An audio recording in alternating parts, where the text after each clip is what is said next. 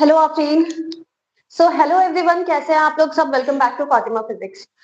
कल हम लोगों ने शुरू किया था थर्मोडायनेमिक्स। आज के इस क्लास में हम बात करेंगे थर्मोडायनेमिक स्टेट वेरिएबल्स के ऊपर, इक्वेशन ऑफ स्टेट के बारे में बात करेंगे, और फिर उसके बाद इसी में आगे बढ़ते हुए हम लोग पढ़ेंगे zeroth लॉ ऑफ थर्मोडायनेमिक्स।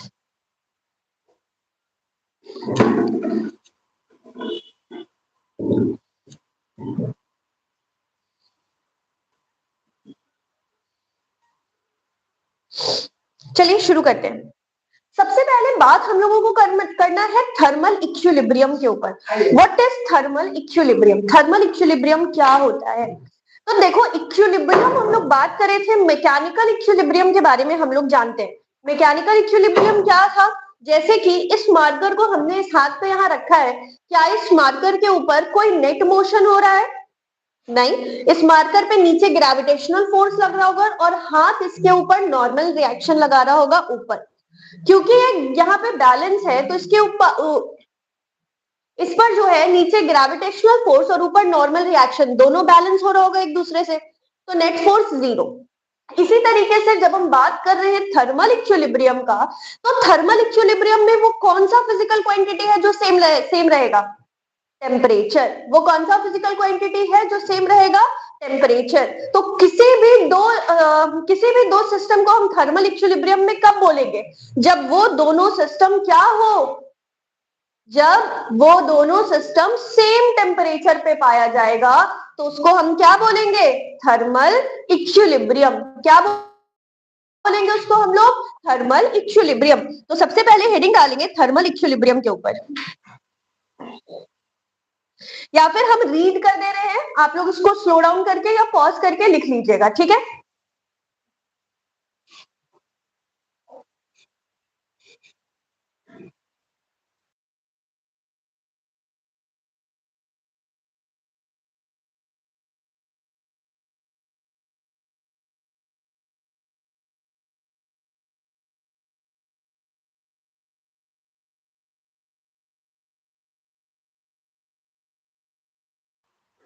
चलिए, सबसे पहले हेडिंग डालेंगे थर्मल इक्विलिब्रियम। तो क्या होता है thermal equilibrium? It is the state where two system TWO2, यानी कि दो system, it is the state where two system in thermal contact, stop exchanging heat because they have reached the same temperature. देखो, तुम लोगों को मैंने बार बार बताया कि हीट का एक्सचेंज कब होगा? जब टेम्परेचर डिफरेंस होगा। अगर हम चाय का गर्म कप रखते हैं तो इसमें से हीट फ्लो कब तक होगी सराउंडिंग में? जब तक कि चाय का टेम्परेचर और सराउंडिंग का टेम्परेचर बराबर ना हो जाए।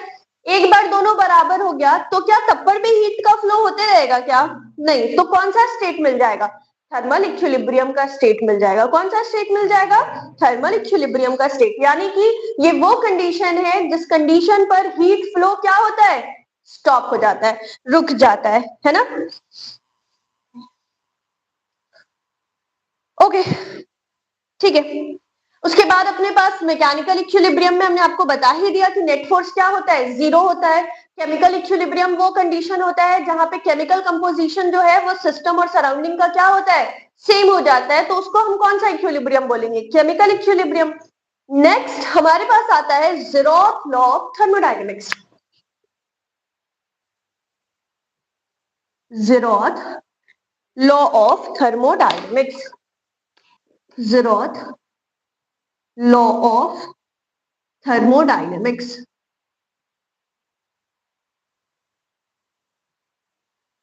क्या होता है ये zeroth लॉ ऑफ थर्मोडायनेमिक्स? देखो, कल हमने आपको दो तरीके का वॉल पढ़ाया था। वो कौन सा दो तरीके का वॉल था? एक था एडियाबेटिक वॉल और दूसरा था हमारा डायाथर्मिक वॉल। एक था एडियाबेटिक वॉल और दूसरा था हमारा डायाथर्मिक। तुमसे हम क्वेश्चन पूछे? ओके, एडियाबेटिक वॉल किसको बोलते हैं? पूछेंगे, अभी हमको याद है, हम पूछेंगे। एडियाबेटिक वॉल हम किसको बोलते हैं?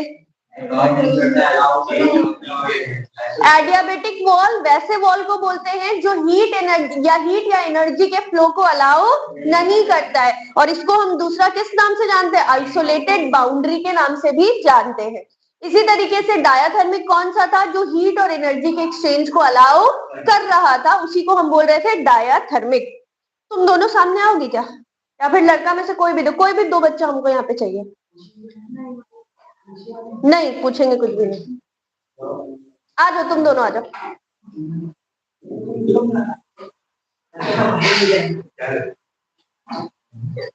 कुछ नहीं करना, बस इधर आओ। काशिफ इधर आओ। तुम थोड़ा सा भी उधर रहना। सुन लिए? सुने ना? पक्का? पक्का? उसको जाके कान में बोलो, इधर आओ। बस इसके कान में जो हम बोले वो बोलो, कान में बोलना, लेकिन धीरे से। सुन लिए तुम दोनों? अब सुनो, क्या हम स्माइल को डायरेक्टली जो बोले वो बोले? नहीं, हम बोले काशिफ को और फिर काशिफ बोला स्माइल को, लेकिन अब वो जो बात थी वो हमको भी पता होगी, इसको भी पता होगी, हाँ या ना? तो हम इसके साथ इक्विलिब्रियम में रहे, रिलेटेड टू दैट टॉपिक, ये इसके साथ इक्विलिब्रियम में रहा, क्या इनडायरेक्टली हम दोनों भी इक्विलिब्रियम में हो गए? Although we are not sharing anything together, but क्या हम दोनों भी इक्विलिब्रियम में हो गए? हो गया। इसको हम क्या बोलेंगे? zeroth law of thermodynamics. Thank you. तो zeroth लॉ ऑफ थर्मोडायनेमिक्स, जाहिर सी बात है थर्मोडायनेमिक्स में बात करें तो यहाँ पे कोई बात वाला टॉपिक तो होगा नहीं। यहाँ पे कौन सा टॉपिक होगा? यहाँ पर जो टॉपिक होगा वो होगा हमारा टेम्परेचर वाला। कौन सा टॉपिक होगा? टेम्परेचर वाला। तो मान लीजिए कि अपने पास जो सिस्टम है वो कुछ इस तरीके से,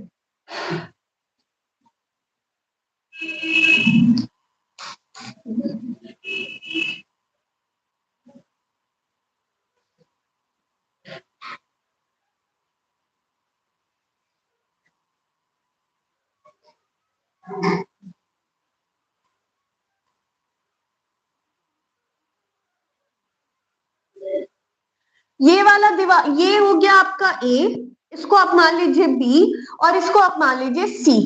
तो सी का ए के साथ और सी का बी के साथ जो दीवार है, इस दीवार को ये कैसा दीवार है? तो डायाथर्मिक।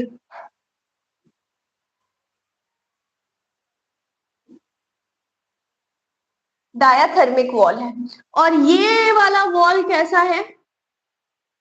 एडियाबेटिक।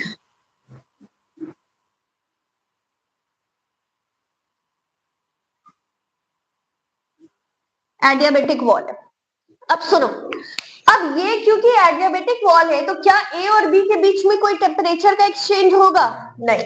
ए के टेम्परेचर को हम मान लेंगे टी ए, बी के टेम्परेचर को हम मान लेंगे टी बी और सी के टेम्परेचर को हम मान लेंगे टी सी। जो लोग लेट के देख रहे हैं उठ के बैठो, तो कंबल से निकलो बाहर, कॉपी और पेन निकाल के बैठो। जो लोग बैठ के पैर वैर हिला रहे हैं वो बंद करो, और जो लोग दो स्लाइड एक साथ खोल करके चैटिंग कर रहे हैं बंद करो। ठीक है, चलिए ध्यान दीजिएगा। अब सुनो, क्या ए और बी डायरेक्टली टेम्परेचर का एक्सचेंज करेगा? नहीं। क्यों? क्योंकि बीच में कौन सा वॉल है? एडियाबेटिक। बट क्योंकि यहाँ ये वॉल डायाथर्मिक है तो क्या धीरे धीरे ए का और सी का टेम्परेचर बराबर हो जाएगा? क्या ए और सी थर्मल इक्विलिब्रियम में आ जाएगा? तो क्या हम ऐसा बोल सकते हैं कि टेम्परेचर ऑफ ए बराबर होगा टेम्परेचर ऑफ सी के? हाँ या ना? और फिर धीरे धीरे क्या बी और सी का भी टेम्परेचर बराबर होगा, क्योंकि इसके बीच में भी कौन सा वॉल है?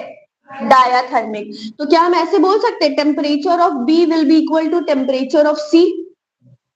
और जब हम इन दोनों इक्वेशन को कंबाइन करेंगे by combining by combining equation 1 and 2, हमें क्या पता चलेगा? ए का टेम्परेचर सी के बराबर है, बी का टेम्परेचर सी के बराबर है, तो क्या हम ऐसे बोल सकते हैं temperature of A will be equal to temperature of C? Although they are not in direct contact, but indirectly they will exist in thermal equilibrium.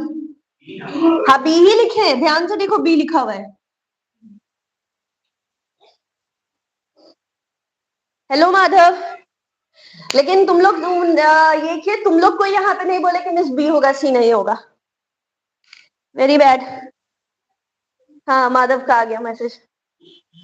ठीक है, तो इनडायरेक्टली ए और बी क्या होगा? थर्मल इक्विलिब्रियम में आ जाएगा। यही है तुम्हारा zeroth लॉ ऑफ थर्मोडायनेमिक्स। क्या है ये? zeroth law of thermodynamics. एक बार zeroth लॉ को रीड कर लेते हैं। zeroth लॉ ऑफ थर्मोडायनेमिक्स में क्या बोला जा रहा है? This law states that if two system are in thermal equilibrium with each other, then the first two system will also be in thermal equilibrium with the other with each other. zeroth law of thermodynamics clear है सबका? Hello Mustafa, कौन है? मोहम्मद मुस्तफा से कौन है? नाम बताओ सही सही अपना।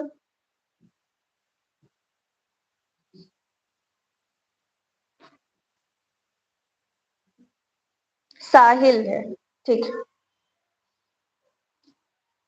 ओ अच्छा, साहिल, ओके। सुनो, तो अब हम क्या बता सकते हैं कि थर्मल इक्विलिब्रियम को मेजर करने का वो जो फिजिकल क्वांटिटी होगा वो कौन होगा? बताओ, वो कौन सा क्वांटिटी होगा जिसकी मदद से हम बता सकते हैं कि थर्मल इक्विलिब्रियम है कि नहीं है? What? temperature. Temperature is the physical quantity with which we can say whether the system is in thermal equilibrium or not. Clear है बात यहां तक? किसी को कोई दिक्कत?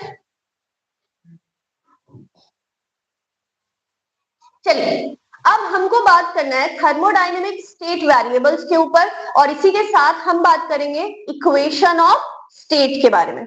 सुनिए, थर्मोडायनेमिक स्टेट को डिफाइन करने के लिए जिन वेरिएबल्स का इस्तेमाल किया जाता है, जैसे कि प्रेशर हो गया, टेम्परेचर हो गया, वॉल्यूम हो गया, एरिया हो गया, इंटरनल एनर्जी हो गया, एंड सो ऑन, मोल्स हो गया, इन सबको हम क्या बोलते हैं? Thermodynamic state variables. क्या बोलते हैं इन सबको हम? Thermodynamic state variables. हमारे स्टेट को डिफाइन करने के लिए जिन वेरिएबल्स का जरूरत पड़ेगा उसी को हम क्या बोलेंगे? Thermodynamic state variable. क्या बोलेंगे? Thermodynamic state variable. आप लोग भी साथ साथ बोलते जाइएगा। और ये जो वेरिएबल्स के बीच का रिलेशन होगा, उस रिलेशन को हम क्या बोलेंगे? Equation of state. क्या बोलेंगे? Equation of state. Ideal gas के लिए इक्वेशन ऑफ स्टेट क्या था? For ideal gas what is equation of state? PV is equal to nRT. PV is equal to nRT. This is the equation of state for an ideal gas. किसके लिए? Ideal gas के लिए।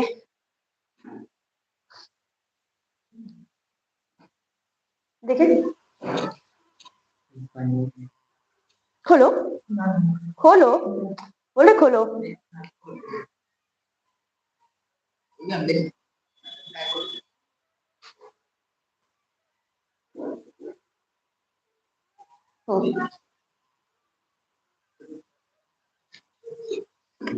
चलिए, अब आगे शुरू करते हैं। थर्मोडायनेमिक वेरिएबल्स हो गया, इक्वेशन ऑफ स्टेट हो गया, आगे चलते हैं।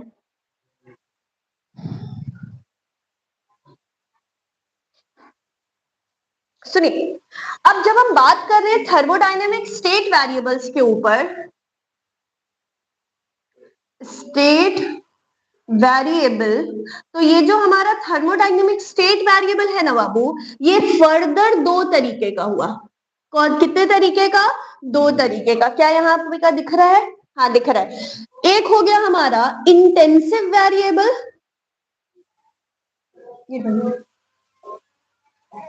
इंटेंसिव वेरिएबल,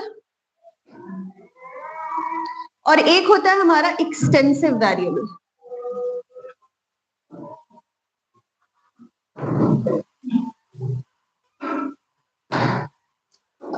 जल्दी से, आपको 2 मिनट दे रहे हैं, आप इंटेंसिव और एक्सटेंसिव वेरिएबल पे कमेंट कीजिए कि इंटेंसिव वेरिएबल हम किसको बोलते हैं और एक्सटेंसिव वेरिएबल हम किसको बोलते हैं।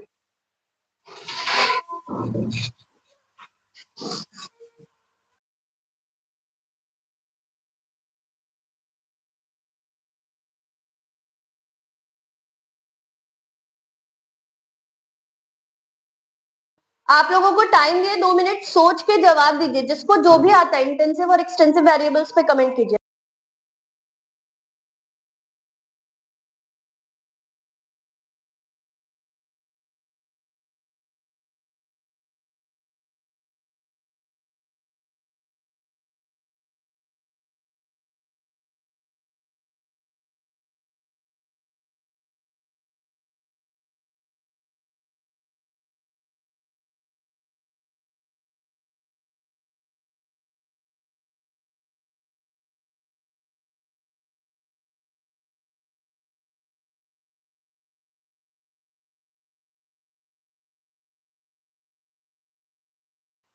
ठीक है सानिया, तुम्हारा।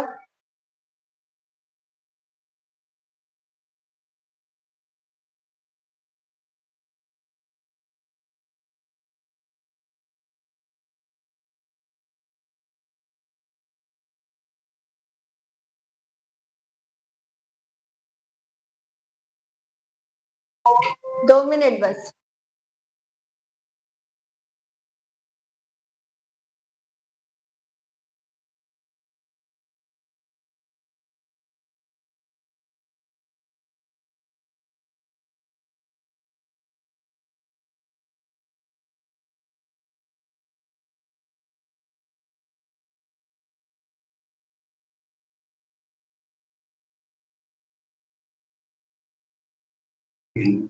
चलिए, वेरी गुड, एक जवाब मेरे पास बस आया सानिया का।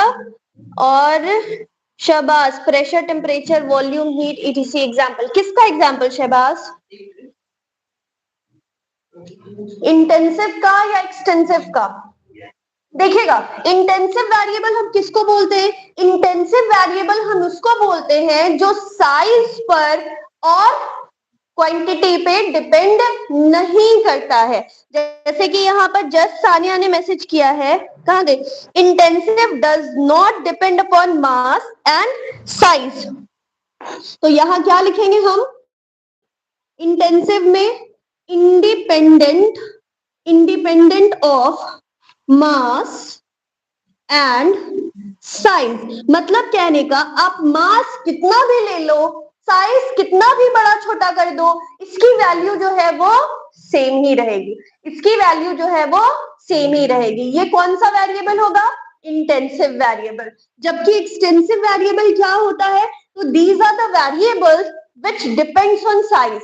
मतलब साइज और मास के ऊपर डिपेंड करता है। मतलब आप साइज को बड़ा या छोटा करोगे तो इसकी वैल्यू जो है वो चेंज होगी, विच डिपेंड ऑन साइज। तो यहां पर क्या होगा?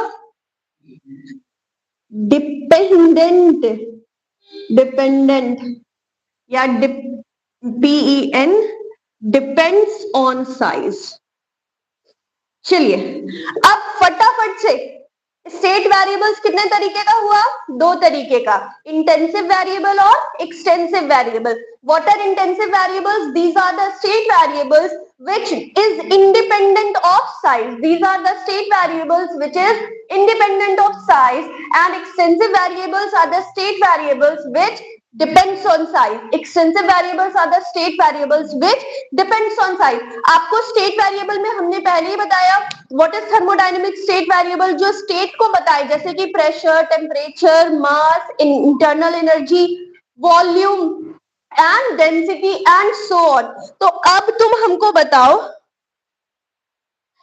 हाँ बाबू, आज वाला ही चल रहा है। तो आप हमको अब ये बताइए कि इंटेंसिव वेरिएबल का एग्जांपल कौन कौन होगा? चैट सेक्शन में भी बताइए, इंटेंसिव वेरिएबल का एग्जांपल कौन कौन होगा? हाँ शहबाज, मेरे को याद है आप 2022 बैच में आप और साहिल दोनों थे, राइट?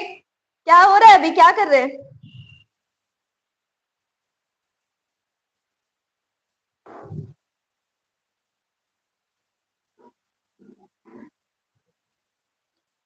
इंटेंसिव वेरिएबल का एग्जांपल आया अपने पास, density, boiling point, melting point and so on. जी हाँ, इंटेंसिव वेरिएबल्स में कौन कौन होगा? ये वो है जिसको साइज से कोई फर्क नहीं पड़ रहा है, तो कौन कौन आ जाएगा हमारा? इंटरनल एनर्जी नहीं, ठीक है। हाँ जी, लिखिएगा इसका एग्जाम्पल। इसके एग्जाम्पल में होगा pressure, temperature, density, density, etc कर देंगे। और यहाँ इसके एग्जाम्पल में क्या क्या हो जाएगा? तो इसके एग्जाम्पल में हो जाएगा volume, mass, area, internal energy, internal energy, internal energy, etc. ठीक है, अब मेरा सवाल आपसे ये है कि आप हमको ये बताइए कि ये जो इंटरनल एनर्जी है ये एक्सटेंसिव वेरिएबल क्यों हुआ? आज वाले पे ध्यान दे दो, कल फिर इसको भी सुनाना पड़ेगा। इंटरनल एनर्जी एक्सटेंसिव वेरिएबल में क्यों आया, मेरा आपसे अब ये सवाल है।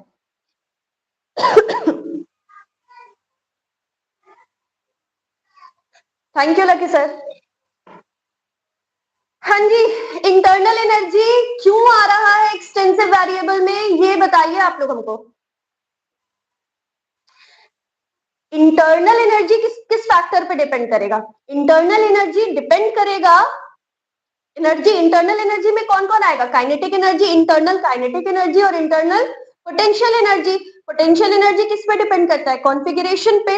और काइनेटिक एनर्जी किस पे डिपेंड करेगा? मॉलिक्यूलर मोशन पे। तो क्या ये दोनों को अगर हम बात करेंगे टोटल इंटरनल एनर्जी में कौन होगा? ये दोनों ही का तो सम होगा। तो अगर टोटल इंटरनल एनर्जी में टोटल काइनेटिक एनर्जी और टोटल पोटेंशियल एनर्जी का सम हो रहा है तो ये डिपेंड तो कर ही रहा है ना, कॉन्फ़िगरेशन पे भी डिपेंड कर रहा है, मोशन पे भी डिपेंड कर रहा है, सब पे डिपेंड कर रहा है। तो क्या ये इंडिपेंडेंट में आएगा? नहीं। तो इसीलिए इंटरनल एनर्जी हमारा किस वेरिएबल में आएगा? एक्सटेंसिव वेरिएबल में आएगा। किस में आएगा?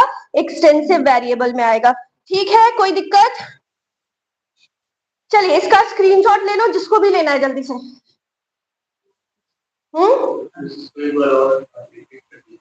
किसको बाबू? एक्सटेंसिव वेरिएबल में इंटरनल एनर्जी इसलिए आ रहा है क्योंकि इंटरनल एनर्जी का अगर हम बात करेंगे तो ये इंटरनल मॉलिक्यूल्स के अंदर की टोटल एनर्जी का बात कर रहा है, मतलब internal kinetic energy plus internal potential energy पे बात हो रही है। और आप ये बात जानते हैं कि काइनेटिक एनर्जी किस पे बेस्ड होता है? मॉलिक्यूल्स के मोशन के। यहाँ पे हम गैसेस की बात करें तो मॉलिक्यूल्स के मोशन पे बेस्ड होता है। और पोटेंशियल एनर्जी किस पे होता है? कॉन्फ़िगरेशन, यानी उसके पोजीशन पर डिपेंड करता है। तो भाई साहब अगर पोजीशन अलग अलग पोजीशन होगा तो क्या पोटेंशियल एनर्जी सेम होगी? अलग अलग, अलग अलग मोशन होगा, अलग अलग स्पीड से मोशन होगा, तो क्या काइनेटिक एनर्जी सेम होगी? अलग अलग। तो क्या इन दोनों का सम हमेशा, आप कोई सा भी सिचुएशन ले आओ, क्या इन दोनों का सम हमेशा सेम वैल्यू देगा? नहीं, अलग अलग सिचुएशन में अलग अलग वैल्यू देगा। तो इसीलिए ये इंडिपेंडेंट वाले में आएगा या डिपेंडेंट वाले में आएगा? डिपेंडेंट होगा, है ना?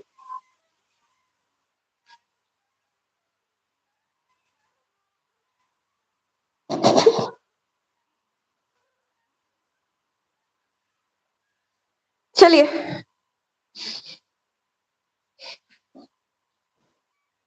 हाँ जी, अब बात करना है स्पेसिफिक प्रॉपर्टी। स्पेसिफिक प्रॉपर्टी जो होता है ना वो इंटेंसिव वेरिएबल्स में आता है। क्यों स्पेसिफिक प्रॉपर्टी? हम किसको बोलते हैं? किसी भी चीज को अगर हम हीट के रिस्पेक्ट, मतलब मास के रिस्पेक्ट में डिवाइड करें तो वो कहलाता है स्पेसिफिक प्रॉपर्टी। जैसे आप थर्मल प्रॉपर्टीज ऑफ मैटर में स्पेसिफिक हीट पढ़े थे। स्पेसिफिक हीट क्या था? Change in heat with respect delta Q by delta M था। Delta Q by M delta T था स्पेसिफिक हीट कैपेसिटी। तो स्पेसिफिक हीट वाला जितना भी टर्म होता है ना वो सारा टर्म हमारा कौन सा वेरिएबल होता है? इंटेंसिव वेरिएबल होता है। अब यहां पर नोट में दो पॉइंट्स है। अगर ए और बी कोई दो क्वांटिटी है, ठीक है, अगर ए और बी कोई दो क्वांटिटी है तो A टू बी, यहां पर लिखते हैं if A and B are two intensive variables, intensive variables, तो क्या होगा बाबू, इन दोनों का प्रोडक्ट हो गया, इन दोनों का डिवाइड हो गया A बाई बी, या फिर change in A by change in B हो गया, या फिर A प्लस B हो गया, ये सब का सब हमें क्या देगा, इंटेंसिव ही रिजल्ट देगा।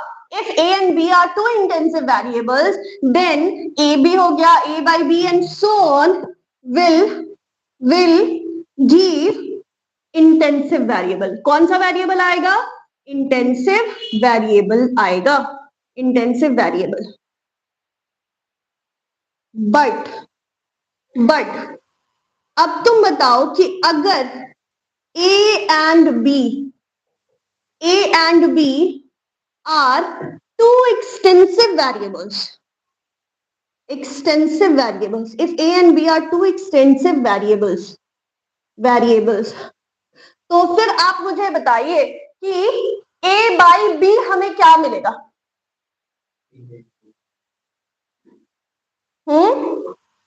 क्यों intensive,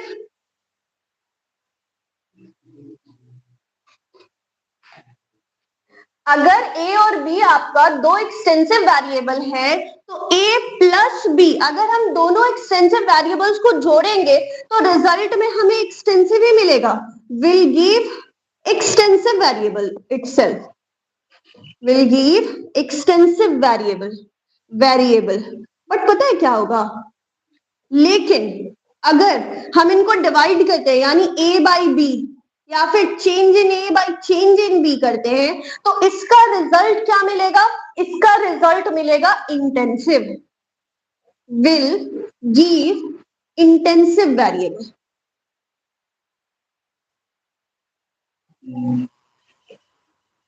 intensive variable will give intensive variable. जैसे एक एग्जाम्पल उठा लेते बाबू, अपने पास एक एग्जाम्पल है डेंसिटी। डेंसिटी का फॉर्मूला क्या होता है, मास बाय वॉल्यूम। मास और वॉल्यूम जो है ये दोनों कौन सा वेरिएबल है, इंटेंसिव या extensive, mass and volume are what, intensive variables और extensive variables, extensive variables. Mass और वॉल्यूम ये दोनों किस में आ रहा है, एक्सटेंसिव वेरिएबल्स में, तो मास और वॉल्यूम कौन सा वेरिएबल हो जाएगा आपका, एक्सटेंसिव वेरिएबल। कौन सा वेरिएबल हो जाएगा, एक्सटेंसिव वेरिएबल। और mass upon volume, mass by volume क्या होता है, डेंसिटी। डेंसिटी आपका कौन सा वेरिएबल है, डेंसिटी आपका कौन सा वेरिएबल है, डेंसिटी इज इंटेंसिव वेरिएबल। तो डेंसिटी आपका क्या कौन सा वेरिएबल है, इंटेंसिव वेरिएबल है, इंटेंसिव वेरिएबल है। बताइए कोई दिक्कत है किसी को,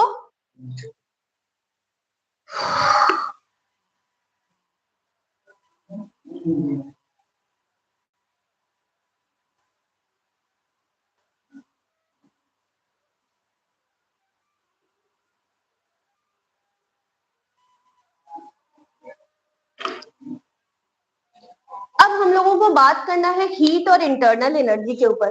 देखो हीट के ऊपर काफी बार हम लोग बात कर चुके हैं। What is heat, it is a form of energy. कब एग्जिस्ट करता है, हीट का फ्लो होता है।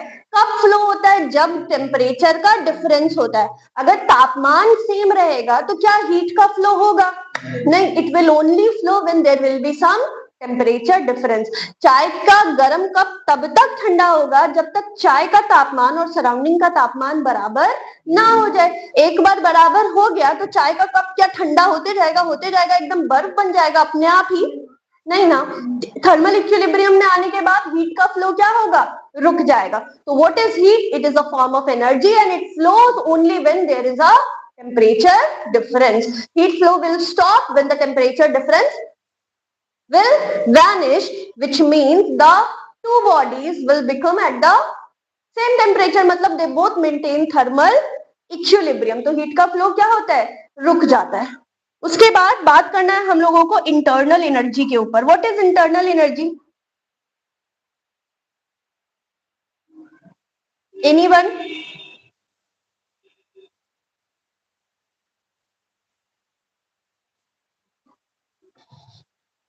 What is internal energy?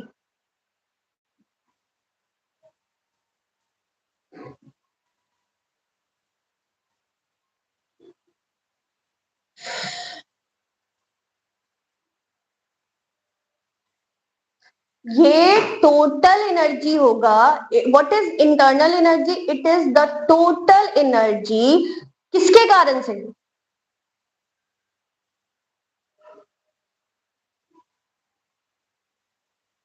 लिखिएगा, internal energy it is the total energy within a system.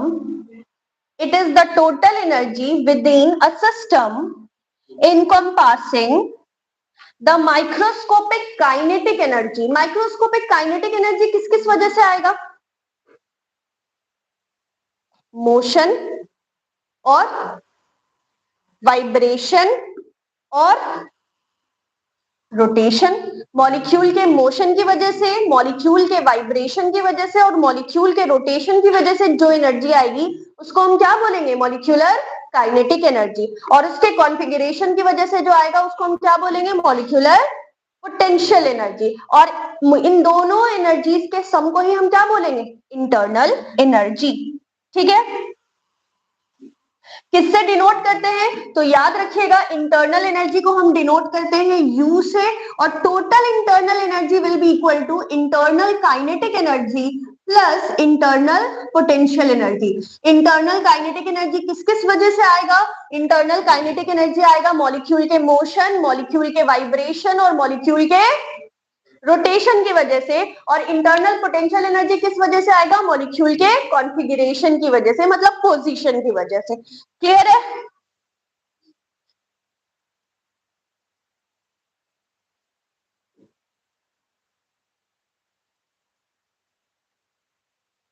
ठीक है, तो ठीक है, आज के लिए इतना ही। नेक्स्ट क्लास में हम लोग बात करेंगे फर्स्ट लॉ ऑफ थर्मोडायनेमिक्स के ऊपर। And if you like this video then don't forget to like, share, comment and subscribe. समझ में आ गया है तो थम्स अप डाल दो जल्दी से।